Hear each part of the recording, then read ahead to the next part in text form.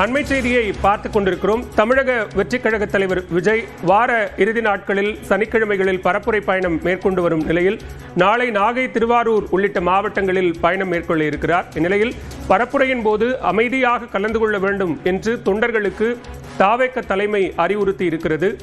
பரப்புரையின் போது அமைதியாக கூட்டங்களில் கலந்து கொள்ள வேண்டும் என்று தொண்டர்களுக்கு தாவேக தலைமை அறிவுறுத்தி இருக்கிறது.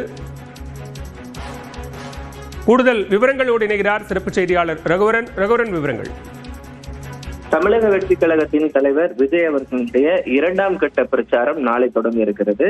நாகப்பட்டினம், திருவாரூர் மாவட்டங்களில் நாளை அவர் பிரச்சாரம் செய்ய உள்ள நிலையில் தமிழக வெற்றி கழகத்தின் தலைமை கழகத்தின் சார்பாக ஒரு அறிக்கையானது வெளியிடப்பட்டிருக்கிறது. இந்த அறிக்கையில் கூறப்பட்டிருப்பது என்னன்னா, தொண்டர்களுக்கு வேண்டுகோளாக இந்த அறிக்கையானது சொல்லப்பட்டிருக்கிறது. குறிப்பாக அந்த திருச்சியில் நடந்த நிறைய சம்பவங்கள் நடந்தது. நிறைய உயரமான கட்டிடங்கள் மீது ஏறுவது, குச்சிகளில் கொண்டு தாக்குவது போன்ற நிகழ்வுகள் நடந்தது.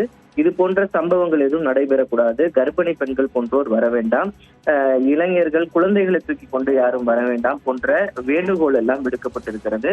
குறிப்பாக காவல்துறையானது தமிழக வெற்றி கழகத்தின் இந்த பிரச்சார கூட்டத்திற்காக நிபந்தனைகள் 25க்கும் மேற்பட்ட நிபந்தனைகள் விதித்திருக்கிறார்கள். அந்த நிபந்தனைகளை கடைபிடித்து ஒவ்வொருவரும் தங்கள் பிரச்சார கூட்டத்தில் பங்கேற்க வேண்டும் என்று இந்த கோரிக்கையில் கேட்கப்பட்டிருக்கிறது.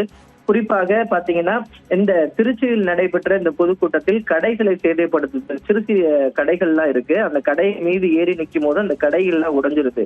மரக்கடை பகுதியில பிரச்சாரம் மேற்கொள்ளப்பட்ட போது இந்த மரக்கடை பகுதியில் இருக்கக்கூடிய 4க்கும் மேற்பட்ட கடைகள் பாதிப்புக்குள்ளானது. இது போன்ற யாருக்கும் புது சுத்திற்கு சேதம் விளைவிக்காமல் பிரச்சாரத்தில் பங்கேற்குமாறு அந்த கட்சியின் சார்பாக வேண்டுகோள் விடுக்கப்பட்டிருக்கிறது. தற்போது விவரங்களுக்கு நன்றி.